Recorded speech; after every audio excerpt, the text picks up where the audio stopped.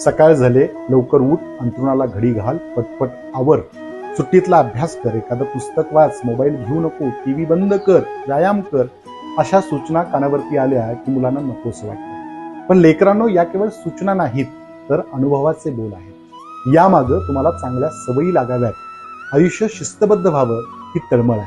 आपल्याला माहित असेल, सचिन तेंडुलकर आणि विनोद कांबळी हे दोघं जण एकाच वेळी भारतीय क्रिकेट विश्वात आले. एक वेळ दोघंही यशस्वी क्रिकेटपटू होते, पण कालांतरानं सचिन तेंडुलकर यशाच्या शिखरावरती पोहोचला आणि विनोद कांबळी मात्र पायथ्याला गेला.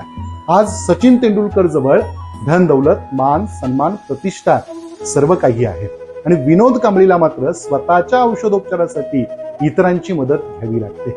शिस्तबद्ध आयुष्य जगून सचिन तेंडुलकर व्हायचं की बेशिस्त आयुष्य जगून विनोद कांबळी बनायचं, हे सर्वस्वी आपल्या हाती असतं.